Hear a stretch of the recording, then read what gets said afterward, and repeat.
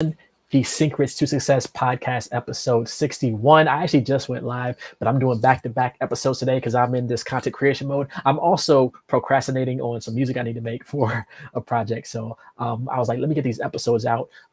So this episode, we're going to talk all about networking at music conferences. Of course, you saw the episode. You might have saw the episode where I did the recap of NAMM 2024. And I am building this brand, of course, of being an event host, event planner, event organizer, event manager. And I was after NAMM, I was brought on to be the event manager for Sync Spotlight, which happened in Atlanta last weekend. Sync Spotlight was incredible. Before we get into that, be sure to look in the description below, and I will include some links to the sponsor of this podcast, ASTS, incredible sound designers. They actually just released their first plugin, and you can check out their site below, including a link to get discounts on some of their software that they offer and sounds. And then also check out my Facebook group in the description below, and check out Disco, a platform I use to catalog my music and send that out to sync libraries and agents and things like that. And finally, check out a platform that I use in the description below for bouncing stems in Logic Pro for these sync events and sync projects and trailer music, things like that. So what is Sync Spotlight? Sync Spotlight, I'm going to say, is the premier sync event that happened in Atlanta this past weekend. It was actually on March 30th. What was great about it is the organizer of Sync Spotlight, one of the sponsors of Sync Spotlight, brought me on because I had her on a panel for NAMM, and she was working on Sync Spotlight, and she was like, hey, they need an event manager. Would you want to step in? And I was like, yeah, sure, I'm all in. And things worked out, and it was a great event. So what it was an in-person only event that was hosted in Atlanta. At least this edition of it was last weekend, March 30th. And it began on the 29th. Actually, there was a networking event. It was at the Aloft Hotel. Shout out to the people at the Aloft Hotel in Sandy Springs, Georgia. And there was a networking event the night before. There was a DJ, there was food, there was all kinds of music creators and the sponsors of the event. There was singers, songwriters, rappers, and I knew I was going to be in Atlanta that weekend. I live in the DC area, so I don't go down to Atlanta as much as I should, but I knew I was going to be down there for that weekend. So I reached out to some industry friends that I knew in the area. Namely, I reached out to Henny the Business. If you're not familiar with Henny the Business, a producer who's worked with Drake and J. Cole and Chris Brown and Lil Wayne. So I reached out to him and I was like, hey, I'm going to be hosting this event called Sync Spotlight in Atlanta. There's a networking event the night before. Would love if you could pull up. And I said that to him maybe 2 or 3 days before the event, maybe a little longer. Didn't hear back from him. And then like an hour before the networking event, he's like, yo, sorry, I got your message. I haven't responded, but I'm about to pull up. I'm like, yo, what you mean you about to pull up? So he pulled up, man. And I had to, of course, do the official intro. He's not really the guy that wants to be, front and center, but I had to introduce him to the crowd. I was like, hey, this is Henny the Business, incredible producer. He's also the Atlanta recording chapter president. So I was very appreciative of him pulling up. And I've known him through like social media for like maybe 10 years. I've talked to him on like Zoom sessions, but never met him in person. And it's like finally got to link up with him and chop it up for literally like 2 hours. I was introducing him to people. It was like, yo, you need to connect with this music supervisor, connect with these people. And he doesn't need to connect with anyone. But I was just super appreciative of him pulling up to the event. And then the other person I had pull up, I actually invited a couple people, but these 2 people actually pulled up. Makiba Riddick Woods. If you don't know Makiba, she is a songwriter for the stars. She's written for Rihanna, Beyonce, Tamar Braxton, Toni Braxton, J-Lo, Danity Kane. The list goes on and on. And what's crazy is she sent me a LinkedIn message, maybe a month ago now at this point. Maybe a month ago, she sent me a LinkedIn message because I always post music and projects I'm working on. So again, you want to post what you're working on because you never know who's watching. So she saw that I posted that I worked on animation for a trailer house. Like I made music for like an animation trailer library. She's like, oh, I'm trying to get into animation. I work on this animation show for YouTube. And I really want to work on that type of music. So I actually ended up doing a song with her. And I knew she was in the Atlanta area. And I was like, hey, we got a song. We got like literally, it is the next Let It Go. If I can get this song, if you watch this and you have those connections at Disney, I also know some people. I'm going to start pushing this song more to those connections I have at Disney, and hopefully it doesn't get stolen. But yeah, so we have the next Let It Go. We're working on some more stuff. But I sent her the information for the Sync Spotlight meetup in Atlanta last weekend. And she's like, yeah, I'm gonna pull up. And she pulled up the networking event also. What's crazy is I was trying to keep Henny the Business there because I knew he knew Makiba. I know he knew her. And I was like, yo, Makiba stopping by if you want to hang around. He's like, man, I gotta go. So he left. I was hanging out in the networking room. He had to roll out because he had to go to his next event that he was getting ready for. As he was leaving, he ran into Makiba. I didn't know this because I stayed in the room that I was hanging out in. But as he was leaving, he ran into her. They had a great chat. I still didn't see Makiba probably for another 15, 20 minutes after she arrived, because when she got to the venue, in the lobby, there was people talking that she already knew people there. And we were like in the back room where the DJ was, the music and the food and everything. So I finally got to meet Makiba in person. We chopped it up for a couple hours. And then, of course, just building that relationship. So the power of networking is key, especially when you do it in person. Like going to Zoom sessions and virtual webinars and doing those virtual talks are great. But when you go to in person and you start to vibe with someone, you chat with someone at a bar. I was at the first night after the networking event. One of the music supervisors, he's a music supervisor for AMC and a bunch of other shows. He's been in the industry for a while. Probably the senior vet that was at the event. He was also a panelist. The first night after the networking event, we're hanging out at the bar. He's at the bar telling stories to people up until like 1 a.m. To the point where I was like, the bartender, they're shutting down the bar. I was like, I asked him, do you want to drink? He's like, no, I'm not drinking. And I was like, well, what if someone's paying for it? Then he was like, oh, well, in that case, I want to, whatever he wanted, a ginger something. I wrote it down because I'm like, whenever I see him again, I'm going to ask him, does he want to drink? But so I bought him a drink, and I was just like, he stayed there for like another hour talking.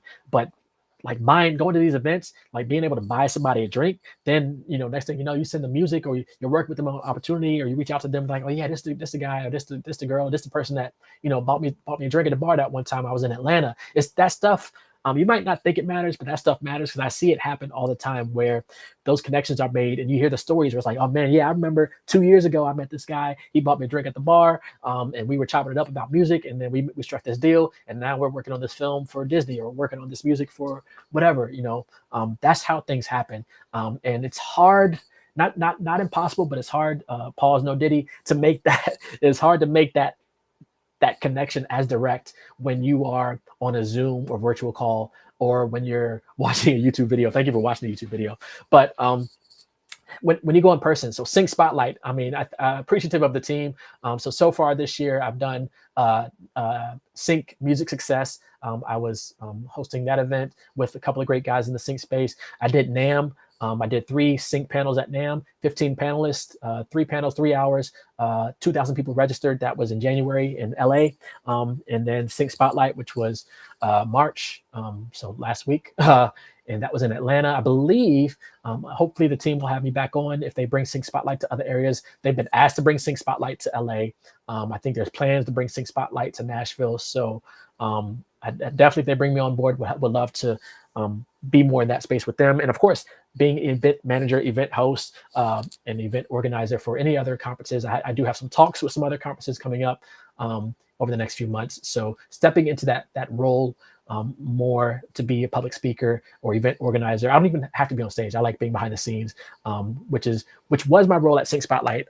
What's crazy, I was telling my wife yesterday, I was like, yeah, I was literally building the slideshow like 30 minutes before the event. There was a lot of like push and pull between me and the founder, but trying to make sure things that, of course he had a vision in mind, and which is great. But I was like, man, the vision you have is like, you're not telling me until the day of, like, what you want to do. And I'm like, I didn't know all this was happening. So I'm building a slideshow like 30 minutes before the show. And literally during one of the panels, there were 4 panels throughout the day. During one of the panels, I'm building the slides for like the next panel, like literally building the show as the show is happening, which is crazy. I'm like, I'm messaging the people running the AV. I'm like, yo, can I unplug my laptop real quick? I got to edit some slides.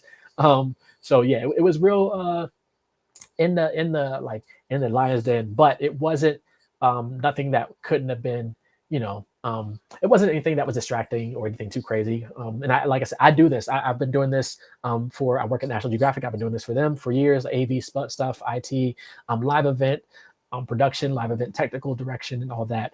So I've been doing that. So I'm familiar with, what I need to do to make sure things happen and go off without a hitch. So being able to tie in, the love for networking, the love for putting together events, panels, the love for public speaking, the love for traveling, put all that together with the love for music and do this at music events. The goal is to get to some other conferences and reaching out to those people as we speak, and to figure out how to help them out with what they want to execute on. And of course, yeah, I'll leave it at that. There was someone else who I did invite. She couldn't actually. I don't even know if she got the message, so I got to follow up with her and be like, "Hey, sorry you couldn't make it, but yeah, a big person in the space who runs a podcast. So I was trying to get her out there, but it didn't work out. I texted her and emailed, and I should have followed up, but I just left it at one. And I was very appreciative that Henny the Business and Makiba showed up. So shout out to them; they are incredible. And when I tell you this song that I have with Makiba, like no, what did I say? No cap. Not trying to gas it, but man, this is the next Let It Go. If I can get this to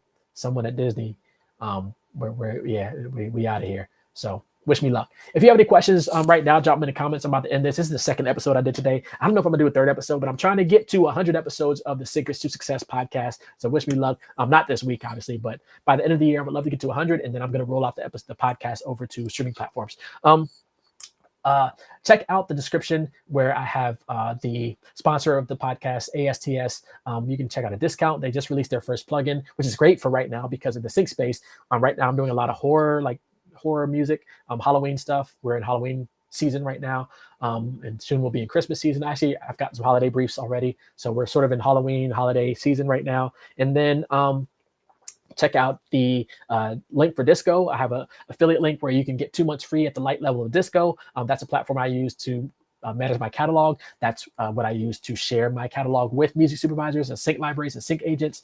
Disco for the win. And then check out my Facebook group, Syncrets To Success, a Facebook group where I'm sharing briefs that I'm working on. I actually just shared a brief yesterday that I'm working on where I need submissions by tomorrow. So if you're got something in your catalog you want to submit, join the Facebook group. I'm going to start posting briefs more there now, especially now that I don't have as much time to create custom things for these briefs. And then I'll just ask for a small percentage if the project lands. And then finally, check out a link for a platform that I use to automate bouncing stems in Logic Pro. I do use Logic Pro, so you can check out a platform I use to automate stems when I bounce those out from Logic Pro. That's a lot. And then finally, follow Sync Spotlight on Instagram. Sync Spotlight, all one word, SYNC SPOTLIGHT, Sync Spotlight.